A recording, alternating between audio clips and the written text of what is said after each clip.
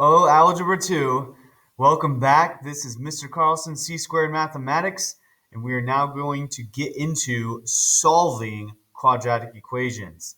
Now, let me be clear, this is still technically Algebra 1 review, but with a slight Algebra 2 kick. So it's not like the first week of class where we just did Algebra 1 review, and that was straight up Algebra 1. This is going to be Algebra 1 with a slight Algebra 2 kick, so I'm going to give a little bit more steps and a little bit harder questions. But it's still going to be your basic solving quadratics, and we will use Desmos just in case. All right?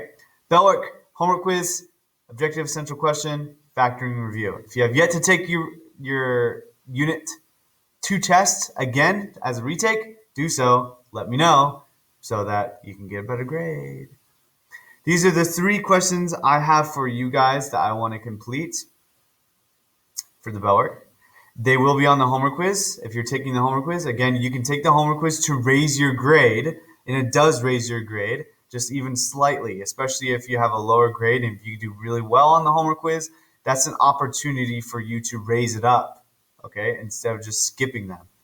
So, factor the trinomial and state that the trinomial is prime, this first one. So this is what we call a divide and slide problem. The reason why it's divide and slide, okay? I feel like we already did this one. We already did do this one. It was on the video. But if you didn't watch the video, then fantastic. The reason why we do what we call the divide and slide, if you remember from the previous video, is because it has a coefficient, a leading coefficient more than 1 here. So I take, first things first, I take 3 times 28, or negative 28. This gives me negative 84.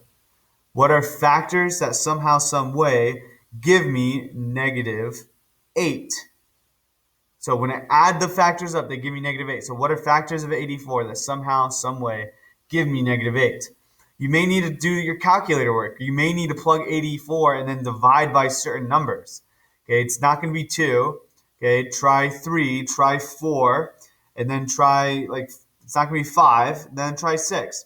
When you get to 6, when you divide 84 by 6, you will get 6 and 14, and that is the goal. That is the perfect, that's the beauty. Because when somehow, some way, when I add them or subtract them together, I do get negative 8. Now the question is, which one gets a negative? Well, the negative 14, because negative 14 plus 6 gives me negative 8. So what is this going to look like? This is going to look like this. A minus 14. Make sure you do A actually, not like X. And then A plus 6. Okay. Now what I want to do is divide. This is what the rule says. When the leading coefficient is more than 1, I take that leading coefficient and divide by that number. This is what we call the divide and slide. If this number was not 3 but 1, we would not do any of this. Okay, we wouldn't have to do this one little step here. The rule says if it doesn't divide, you slide. Well, 14 and 3 are not divisible together, so I slide it. So now I have 3a minus 14. This does divide into it, so that means a plus 2. This is my final answer. Perf. So now, next one. Factor out the greatest common factor in the expression. So the greatest common factor immediately I think of is 4. Okay, because 4, though it's not the greatest number, it's the greatest common factor. Because 4 goes into each one of these numbers at least once, and that's what I want. Now, what about the variables? So I do have 4, but what about the variables? Well, think about it. Think about the least, the highest, the lowest exponent. That's the number that you're going to choose. So always choose the lowest exponent when choosing the greatest common factor of the variable. So in the number, you do want the greatest number that could go into each one of these terms evenly, divide into it evenly, that is divisible by. And oftentimes, it will be a smaller number, so 4. It's not asking what the biggest number is, it's just the greatest possible number that you can divide into it evenly.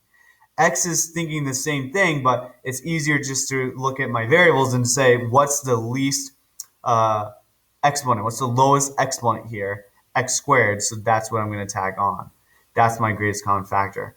When I take x 4x squared, what I have left is just x squared. So what I'm doing is I'm dividing each one of these by 4x squared. That's technically what I'm doing here.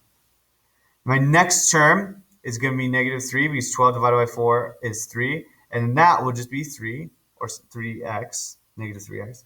And then this 44 divided by 4 is just 11. And then the x squareds go poofy, so that's what it is. And since 11 is prime, this is all I have. I can't do anything more. Since 11 is prime, I can't find any more factors that somehow, some way give me negative 3. I can't. Okay. So let's move on to the next one. This one's a little bit tricky just because it is a perfect square, but since it is a perfect square, I'm going to solve it as such. The reason why I know it's a perfect square is because I see 16 and 36. That automatically tells me perfect square.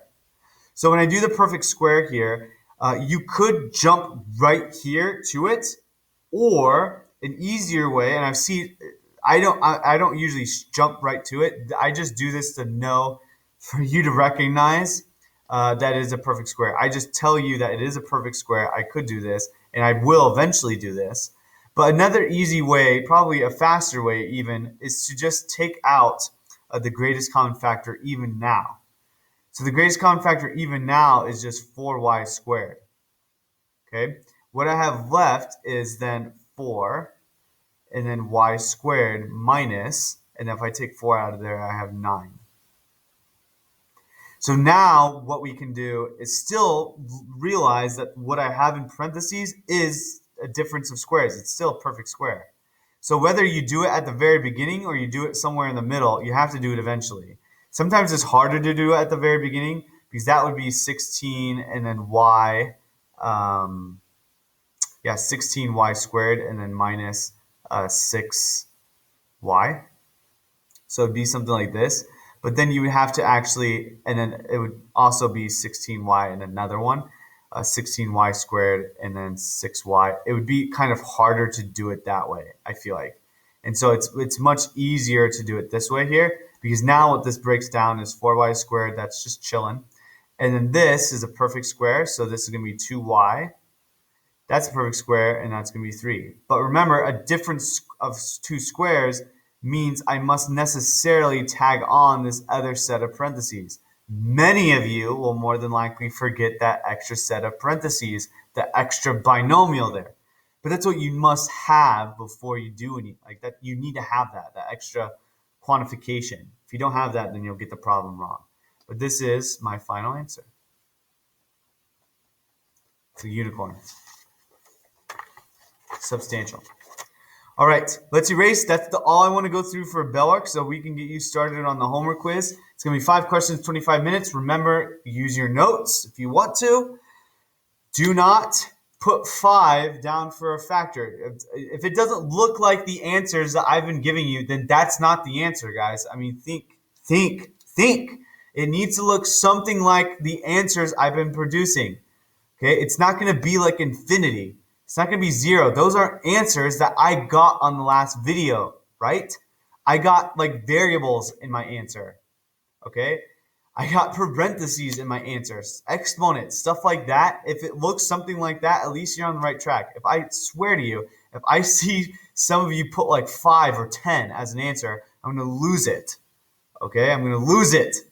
Do not do that, okay? It's basically when it's equivalent to if you say, what time is it? I tell you as an answer, Orlando, Florida. That's literally equivalent to if I say factored this expression and you put 5, that's basically the same thing to me, okay? And if you don't understand that, then you need to go back to the other video and rewatch it. You'll have 5 questions, 25 minutes. Begin your Cornell notes for the next day. Solve quadratic equations. But we're going to be focusing on how to solve them specifically by factoring today, and maybe the quadratic formula if we have the time. And then tomorrow we're going to be going through new properties. So how do I solve quadratic equations? Great question. So we're going to be doing it in 2 different ways, different factoring methods. We're going to see how they differ. And then we're also going to solve it by using the quadratic formula. So those are the two ways that we're essentially going to solve this, by using different factoring methods and then the quadratic formula. Okay? So last week, as we were solving equations with radicals and rational exponents, we came across quadratic equations and solved them by factoring as accordingly. So if I wanted to solve this, I would square, and then I would square. That would be x plus 13 equals, and then this would be just x minus 7, and then x minus 7, right? Because it means double. This, when I FOIL it out, it's x squared, and then minus 14x, and then plus 49. I can subtract the 13 over here, so that's x squared minus 14x, and then this is going to be 36.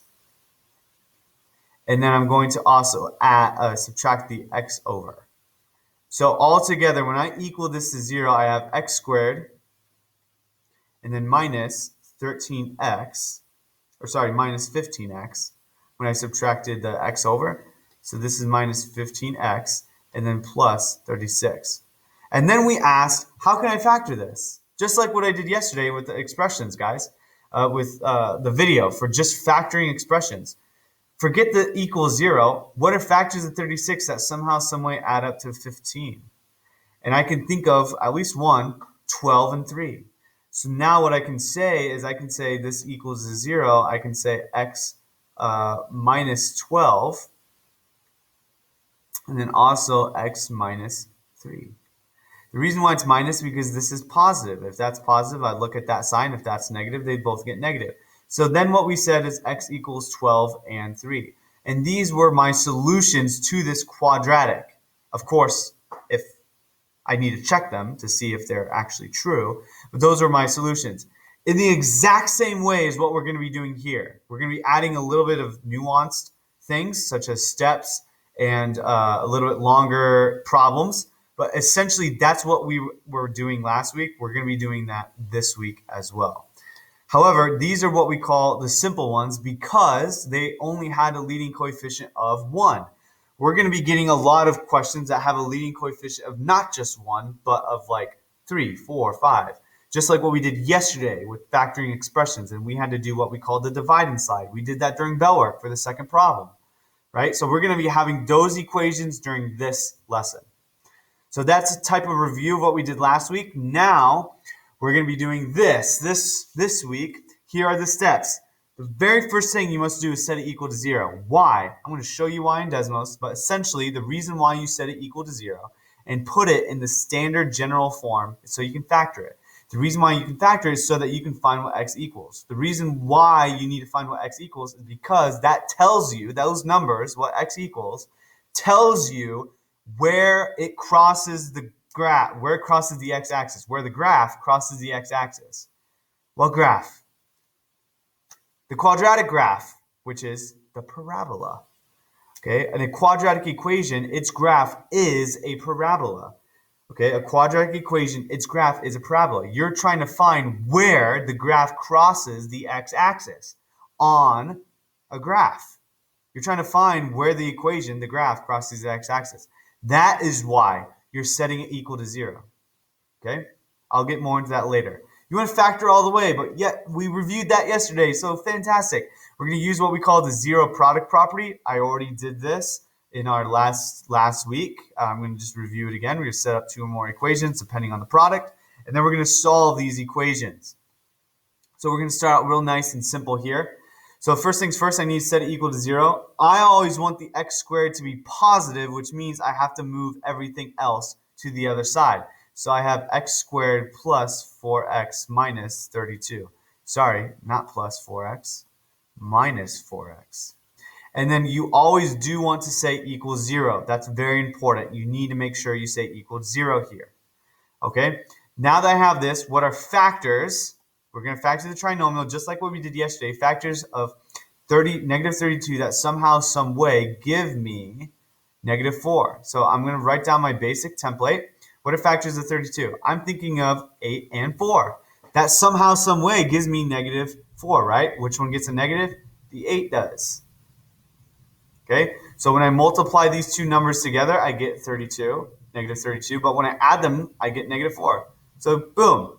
So now my third step, because this is my first, this is my second, this is my third step. My third step is to do this. I take each one and I set it equal to 0. So this would be something that we've already done last week. We've already been doing this. Yes? Okay, so since we've already been doing this, let's continue.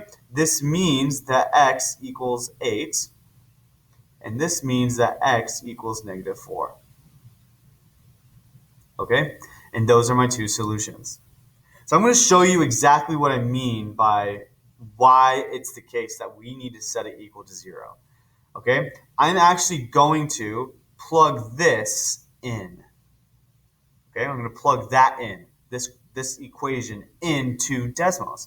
I'm going to show you how to use Desmos to solve for these answers. A lot of these questions, if not all of them, can be solved using Desmos. Not all of them, because some of them you get gnarly fractions, okay? But the vast majority of them you can solve using Desmos, okay? So I'm going to show you that, but I'm not going to necessarily go through it on this video. I'm just going to kind of show how to use Desmos on some of them a little bit. So on this calculator, what I'm on right now is the quadratic formula calculator. I've actually given this to you already. It's on your Google Classroom. If you go to your Google Classroom page, go to your classwork. If you scroll down to Unit 3, you'll see one of the first things is the quadratic formula Desmos link. This is going to be amazingly helpful to you. Okay, it just is. You can use it however you want, but it is very helpful. So again, I'm going to write this down, x squared minus 4x minus 32. So that's what we got when we set it equal to 0.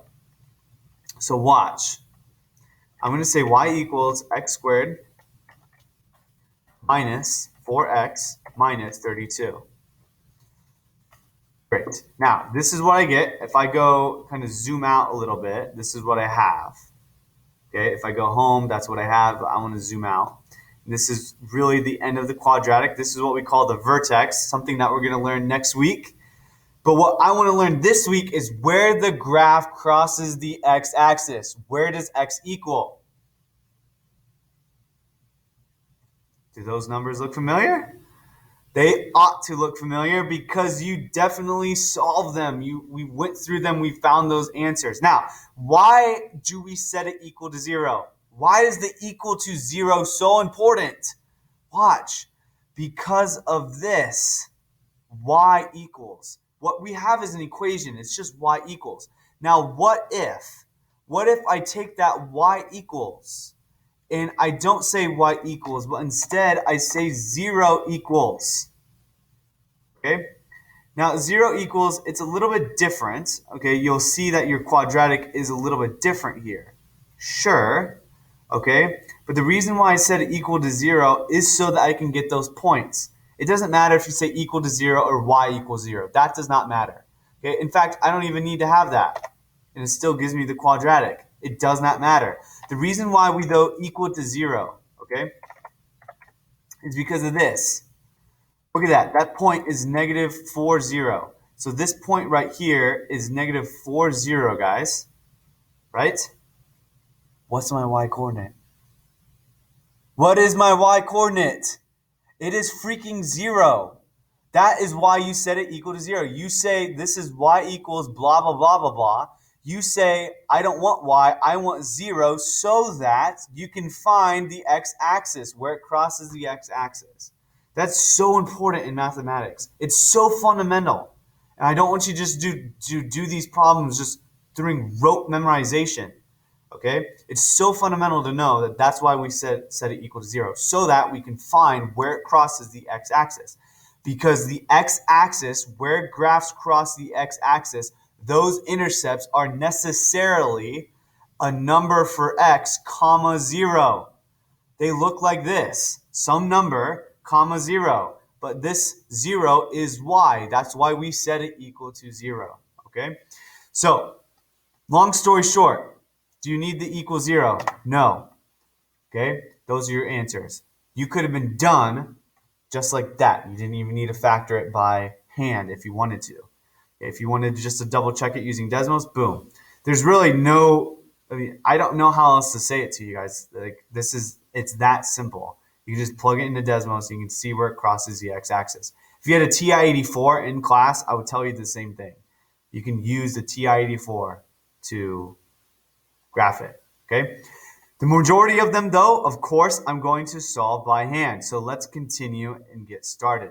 The reason why this one's a little bit tricky is because it has a plus 16. So that means I'm going to do what we call the divide and slide.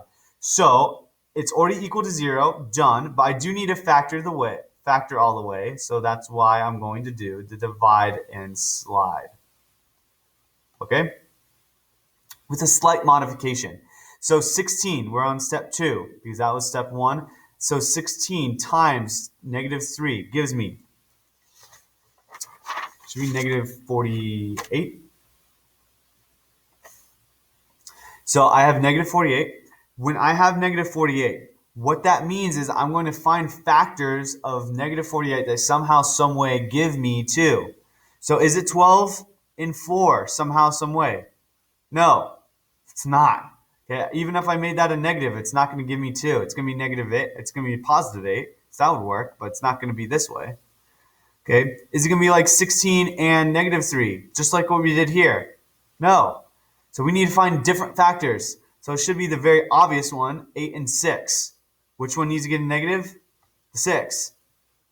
Okay, so now I go over here to my basic template. I write it down. Equals 0. And now what the divide and slide problems say is that I divide by the leading coefficient. Now the reason, again, why I'm doing the divide and slide, and I didn't do the divide and slide in the last slide, is because this has a coefficient of greater than 1. So if this was 1, would I need to do this? Freaking no, okay? No, not at all. That's stupid. All right? No, you don't need to. If this was 1. But guess what, kids? It's 16, which means it's not 1, which means I need to do something else, which means I need to do the divide and slide. Is that clear? So I always have students get confused. When do I use the divide and slide? When that number in front of the squared term is not 1. Okay? Is not 1. Or if it's just, there's a number there other than 1. Now, I divide by the leading coefficient. So divide by 16. Divide by 16. Now, this one's interesting because we can actually simplify a little bit more. 8 divided by 16, that's just 1/2. And this right here is x minus. Each one is divisible by 2, right? So this is 3, and then divisible by 2, that's 8. Now, the interesting part about this is, even if I slide it over, so even if we said, okay, it doesn't divide anymore, we slide it over. So watch. That doesn't divide anymore, we slide it over. So watch. I have 2x plus 1 times x, 8x minus 3 equals 0. Even if we did this and then we performed the zero product property, which is my third step, I would take those two. So I would take 2x plus 1 equals 0, and then 8x minus 3 equals 0. Even if we did this, notice one thing. We still need to solve for x, right? And so when I solve for x, what are my two options here? Like, what are my two answers? Well, here, when I solve for x, I subtract the 1 over and then divide by 2. If I subtract the 1 over, I get negative 1. Divide by 2, I get negative 1/2. That's one answer. But watch. That's 1/2. So with the equations, notice, do I really need to do the slide? Do I really need to slide it over? Or can I just do all the other necessary steps in the divide and slide strategy except for sliding it over? And the answer is yes. You don't necessarily need to slide it over if we're using equations. With factoring expressions like yesterday with no equations involved, yes, you must slide it over. Okay? That's the formal factoring. But here, the reason why I don't necessarily need to slide it over is watch. I could have taken this whole thing. So x plus 1/2. and then this is x minus 3/8. I could have taken this, and I could have just said, okay, so x plus 1/2 equals 0. I could have jumped right there, right? The zero product property. Or I could have said x minus 3/8 equals 0. And I would still get x equals negative 1/2, which is exactly what I have here. And when I do this last one right here, I add the 3 over. So I add the 3 over, divide by 8. I get x equals 3/8. So this is my second example, my second solution. And I would get the exact same thing here. I would add that 3 over and still get x equals 3/8. So it doesn't really matter if you slide it over, right? So notice the distinction there. You don't necessarily need to slide it over. If all of that confuses you, if you're like that, then forget everything I said. Just do the regular divide and slide problem, just like what we did here, and then set it equal to 0, each one, and then solve for x. That's it. Done. Don't even worry about anything else. Got it? Okay. So I'm going to plug this one into Desmos again so that we can see sort of what it's looking like with even fractions, okay? So let me plug this in, 16x squared plus 2x minus 3. But those are my final answers. I'm going to turn this off. So I have 16x squared and then plus 2x and then minus 3. Now, again, I could say equals 0, but I don't necessarily need to. I can even say equals y. It doesn't matter as long as it's like that. Now, I'm going to zoom up. And now what are my answers? I get these. Now, these are kind of funky little fractions here. At least one of them is. Now, whenever you get this, even if you decided to use Desmos pretty much full-blown, which I'm okay with, but it's up to you. I'd rather you solve it by hand, but because it's necessary, you need to solve it by hand. But even if you use Desmos, guys, look at this. You can still, don't fall in despair yet, you can still check it. So I have negative 0.5. So I'm going to go over here and negative 0.5. What I can do here, I can actually change this into a fraction. So this is actually x equals. This is, of course, my first x. Okay? Pretty cool, right? I can change it like that. Or I don't need to. I can just literally just type this in and just change it as a fraction. Now, my other one was 0.375, so 0.375. And again, I can change it into a fraction, and I get those two answers. Those are my answers. Okay? Make sense? I hope. Awesome. So again, you can still use Desmos even if it's fractions here. You just need to kind of change them into fraction, or change them, or even if it's decimals, you just need to change them into fractions. Okay, so those are my two answers down here at the bottom. Negative 1/2, 3/8. That's where the graph crosses the x-axis. So let's move on. Let's see if you can do this one by yourself. Again, try to follow your factoring principles, and I'm going to actually pop it up on the screen to see if we get the right answer. Boom. These are my answers. This is a GCF question, so I always want to look out for the GCF no matter what. That's always the first thing I need to think of. And so the GCF is actually 2x. I take that out. And so if I distribute this back through, I would get this. But I don't need to do that, but you can if you want to check it.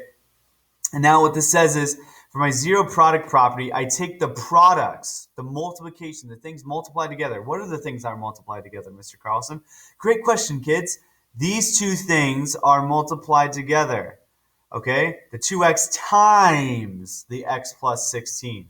Those are multiplied together. So just because it looks a little bit different and it's not like two parentheses doesn't mean that same rule doesn't apply. It still most assuredly does, okay? So I take 2x equals 0, and then I take x plus 16 equals 0, and I get these two answers. Wonderful. Hot dog, we're on top of it, yo. All right, let's move on. All right, this one's a little bit more complicated, so let's try to solve this one together. Ready? So what do I do? Well, first things first, I need to set it equal to 0. So that means I have a lot of explaining to do because I have a lot of distributing. So let's go to town on this. 5x squared, and this is plus 11x equals 2x squared minus 8x, and then plus 40. I want to set it equal to 0. So I need to start transferring stuff over. It doesn't matter which way you transfer it over. All I want, though, is that the x squared terms are positive. Okay, and so I'm actually going to subtract everything over on this side. I'm going to take all of this stuff and subtract it over. I'm going to do that all in one swoop. Already? So watch what I do here. I'm going to do it all in one swoop. Pay attention. Follow my words. Ready? 5x squared minus, when I swing it over, 2x squared is 3x squared. Notice how it's still positive? I'm solid. 11x plus, when I swing it over, 11x plus 8x is going to be plus 19x. Okay? And then I minus the 40 over, and that's just negative 40. All right. Now, this one's going to be a little bit tricky. I still need to do my divide and slide problem because this is not 1. So that means I need to do my divide and slide problem. I'm now trying to factor all the way.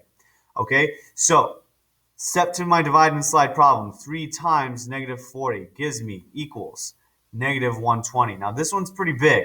So you may have to go through successions like over and over and over and over again to see what one is correct.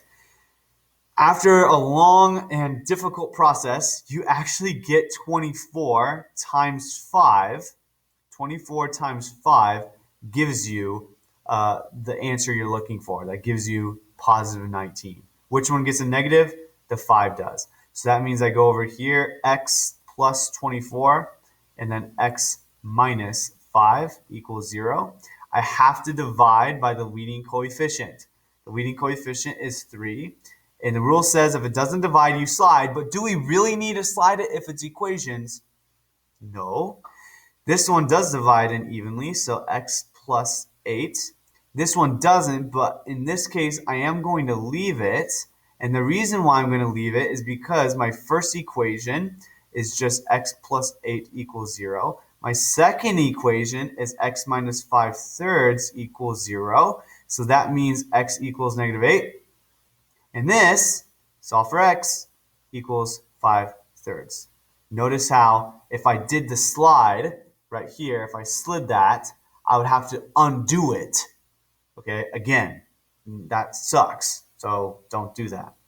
Okay, this is when we applied the zero product property, and this is the last step. Okay, when we solve those equations.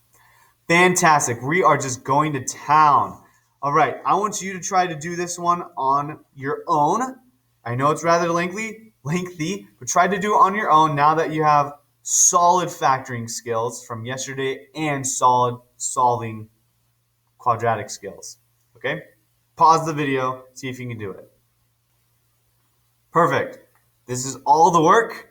So go ahead and take a picture, write it down, but this is all the work. I have to distribute it out first. I noticed that this is squared, so I need to double that and FOIL that out to become this. It is a perfect square right here, a difference of perfect square trinomial, which means it's just straight up FOIL x squared minus 12x plus 36. And then after I distribute out, I have to combine these, and that's what I did to get 6x. The x squareds actually go poofy. I still have an x squared over here. I distribute that 2 out finally. I have to distribute that 2 out after I do all that. I hope you did not do something like this. Okay, 2x and then minus 12 squared. That is a big no-no. If you distribute that out, that's no, you can't do that. You have to FOIL it first in parentheses and then distribute it. After that, I combine like terms such as these two terms. And then after that, I actually divided everything by 2, and I can do this in math. Okay, there is a common factor here, greatest common factor here being 2, and I can take that and divide everything by 2. Okay, because it doesn't matter, especially if it's equal to 0. Basically, what I'm doing is I'm scaling it down so that I can use numbers that are easier to work with, which it is. Factors of 36, somehow, some way give me negative 15, 12, and 3. So that gives me my answers. Okay, unicorn. For good measure. All right, that is how you solve quadratic equations using factoring methods. Now let's use the quadratic formula. So I have 2 more slides for you, and then we are going to be solid, and then one kind of like general strategy slide. But the quadratic formula, essentially what this is, if you remember, is it's a big formula, but it's actually very simple, and very easy to use when I teach it to you, but it's a quadratic formula that would simply substitute the values in using your calculator very carefully, this calculator specifically. We are going to be using this calculator. Okay, you can use a different calculator. Like I said, if you picked up the TI-36X Pro, then you can absolutely use this calculator if you want to, but you don't have to. This is a great calculator to also plug this stuff in. And this does actually give you fractions out. It's a rather great calculator to use. Again, $20 at the local Walmart near you. So I'm going to primarily be using this, though. I'm going to show you what it is in a bit. Okay? So, and essentially when I plug it in, guys, I get my solutions. It is literally an awesome tool. And I'll show you tomorrow during that video why we have this tool, and it's amazing. Okay? So the general form, what's the general form? This is the general form of the quadratic. So it's ax squared plus bx plus c equals 0. This is the general term. General term formula, essentially. And this is the quadratic formula. Okay? So this says x equals. Notice it's x equals because I'm trying to find x, what x is. So x equals negative b plus or minus radical b squared minus 4ac all over 2a. So I'm trying to find what x equals, and they give me my solutions. My solutions all up to now have been x equals, this day at least. And then notice there's a plus or minus here. Now, what's the plus or minus? Remember, quadratics usually cross the x-axis in two different places. Not always, but two different places. Okay? And so they always have two roots is essentially what I'm saying. They always have two roots. Okay? Sometimes there's one answer, but they always have two roots, and something that we'll learn in Algebra 2.2.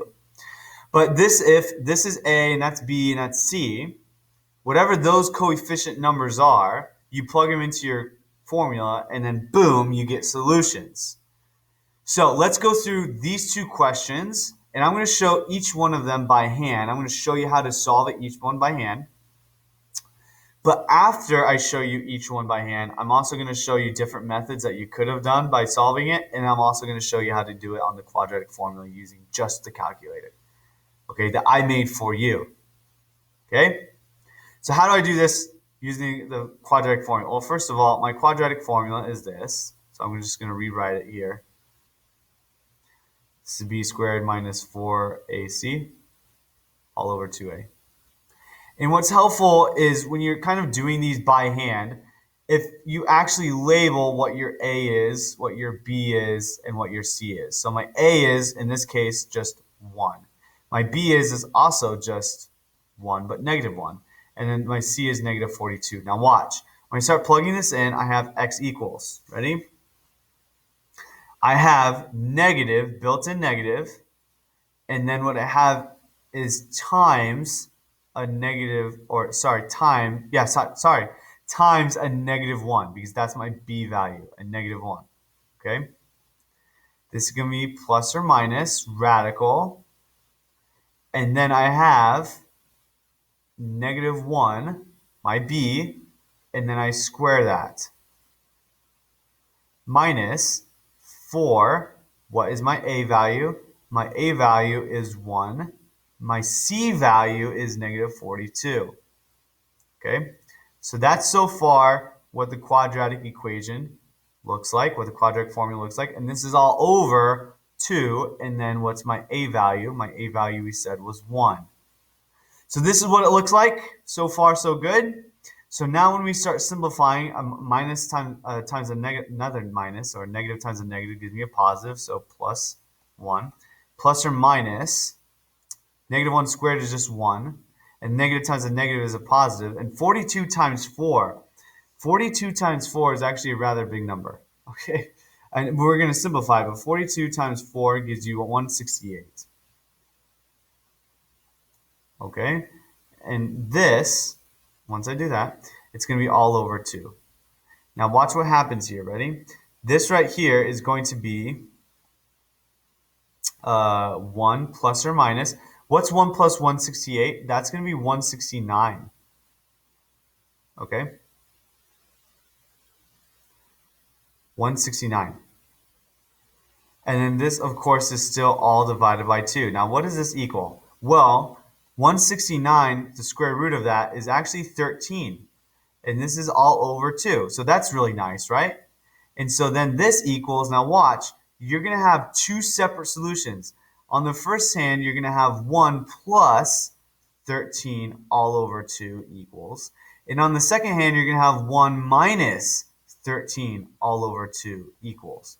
So 1 plus 13 is just 14 divided by 2, and that equals 7. So this is my first answer. And then this is going to be negative 12, and then all over 2, and equals negative 6. That's my second answer. So those are my two answers using the quadratic formula completely by hand. Now here's the thing. This was factorable. I only encourage you to use the quadratic formula if something is not factorable or if you're having a hard time trying to figure out a factor. Maybe it is factorable and you just want to kind of skip ahead and just do the quadratic formula because you will always get the right answer. If you know how to simplify the quadratic formula, you will always get the right answer no matter what. But with that being said, yes, we got the right answer, but notice what this is, guys. This is just x squared minus x minus 42. What are factors of negative 42 that somehow, some way add up to negative 1? Minus 7, and then x plus 6. Okay, and so if I solved it, it's just 7 and negative 6, which of course are the exact same answers I got here. So yes, you could factor it, and that's probably the easiest way. But if you're maybe struggling with factoring, the quadratic formula is possibly just for you. I remember when I first learned the relearned rather, the quadratic formula in Algebra 2. I told my teacher, I just want to be sure I got the math correct, so I'm always going to solve it using the quadratic formula. And I did that. Like I never ever factored. If she gave it the choice for me to choose what method I want to do in order to solve it, and she didn't demand me to factor it, I would always solve it using the quadratic formula, even if it was factorable, because it ensures everything. Now, I'm not like that now, okay, because there's faster ways, but it's still useful. So this next one, let's solve using the quadratic. Let's get the variables first, and then let's show you the calculator, okay? So my variables here is 14, my b value is 3, and my c value is negative 2. So notice how in this one right here, the values are a lot bigger, and you do have a 14 here, and that kind of gums up the works. For this question, I would probably solve it using the divide and slide, but if I wasn't feeling it, I may actually solve it using the quadratic formula, okay? Just saying. All right, just saying. However, for this first one, I definitely would not solve this using the quadratic formula. It's so simple, and I can see it very clearly. That's negative 42 and then 1, so 7 and 6. I can just do it automatically. So notice the distinction between the two. Now, before we get to this one, I am going to show you how to do this one on this calculator, okay? How to actually use the Desmos calculator for it. Remember, this is on Google Classroom right here. Just click on that. Google Classroom, classwork, click on that. It's right here. Save it to your Desmos account. So what I'm going to do is I'm going to show you a lot of things here. Are you ready? Make sure you turn on your calculator. You can turn the graph on and off like that. You're going to hit this, and it's going to show you a lot of different things. The first thing it's going to show you are your values. And these should look very familiar. That is your quadratic formula right there. Okay? And it tells you x of 1 and x of 2 because 1 is plus, yes, 1's minus. Perfect. Now watch. Your quadratic function is as follows. All you need to do is change your a, b, and c values. That's all you need to do. Okay? All you need to do is just change your a, b, and c values. Okay? A second here. I'm adjusting mine.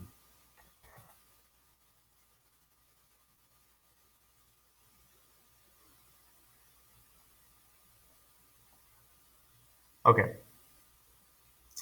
So now this is my basic quadratic. Let's adjust these values. My a was 1 in my problem in this first question, right?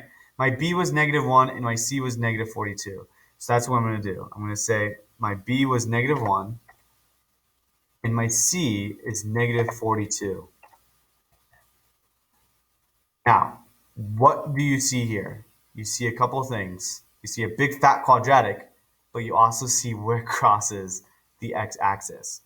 More than that, what you see, not just my graph, ready? You see your solutions here. It actually calculates it completely and utterly for you.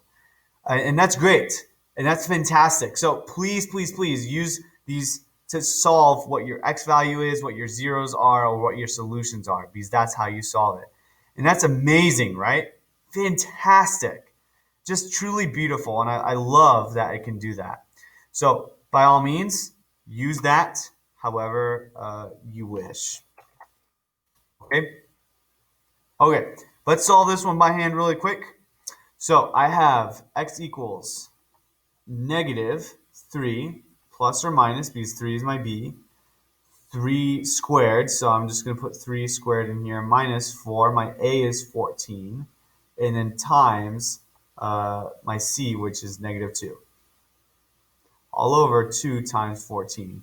When I start simplifying this, this is negative 3 plus or minus, this is 9, this will become a positive, 4 times 14, 4 times 14 is just 56. And then times another 2, so times another 2 gives me 112. Okay? And this, when I divide it, 2 times 14 is 28. This equals negative 3 plus or minus. This will actually become 121, and then all over 28. This equals negative 3 plus or minus. The square root of 121 is 11, and then all over 28, way down there at the bottom. Now, what I have is two separate equations. Number one, I have negative 3 plus 11 all over 28. And then I have 2, negative 3 minus 11 all over 28. So I have two separate ones here. So let's solve them individually. This is going to be 8 divided by 28. Okay, that's going to be 8 divided by 28, which of course gives me, let's reduce this down, divisible by 4. Yes, divisible by 4. So this is 2 and then all over 7. So that is that answer. And this is going to be negative 14 all over 28. And then this reduces down to negative 1/2. Perfect. Okay. Boom. So now that those are my solutions, that's how you solve it by hand. I'm going to show you how to plug it on Desmos just to make sure that we know how to do it, even with fractions. Okay. So let's go over here. Let's adjust these values again. What was my A value? My A value is 14. My B value was 3. So notice how it's kind of changing here. And then my C value was negative 2. So let's get close. Boom. Okay, so now my solutions are right here. Those look sort of what we had, I guess. I did get negative 1/2 for one, so that's amazing. And notice they also give you your solutions here. Okay, so it depends on the fraction, because the fraction here is going to be it's kind of nasty, like 2/7. That's a pretty nasty fraction. Okay, it's not as clear. Now, since you cannot put in, and this is the problem, since you cannot put into Desmos, since you cannot put into Math Excel fractions. Wow.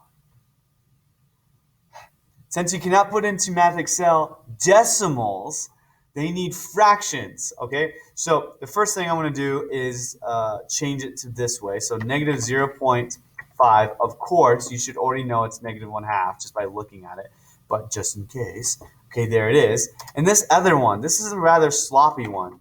So let's see if it actually gives me, as a fraction, 2/7. Okay, because that's really what I want. So 2 and then 8, 5, 7. If I type this fraction in, let's see if it actually does it. Let's actually type in more. So this is 1, 4, 2, 8, 5, 7. Yeah, see, notice what's happening here. It's not actually registering. You see that? It's not registering it at all to 2/7. So this is one error in Desmos that you cannot transfer over to Math Excel. It is a useful tool, and that is it. So notice how it's not giving me 2/7 at all, okay? Even though that's my answer, it's 2/7. And so that's the problem. Desmos has a hard time calculating that exact fraction here. Now, of course, if I type in 2/7, okay, and I change it, notice I get that decimal. That's really strange, right? Like I can go that way. If I type in 2/7, obviously I get the exact same decimal, so I know I have the right answer. But the problem is Desmos does not go the other way. So I can't type in 0.2857. I mean, it doesn't even give me something remotely resembling that. Okay, so use Desmos carefully. That's all I'm saying. Use it carefully. Okay, let's erase and let's finish up. So what did we learn? We learned how to solve quadratics by factoring and how to use the quadratics, solve it essentially by using the quadratic formula. So we learned those two things. All right, make sure you're using your Math Excel learning aids. Obviously, there's a lot of stuff I didn't cover. I just basically covered the solve quadratics equations. I didn't go through any application questions, but use your learning aids as much as possible. Email me. Until next time, guys, this is C Squared Mathematics. Be sure to like and subscribe.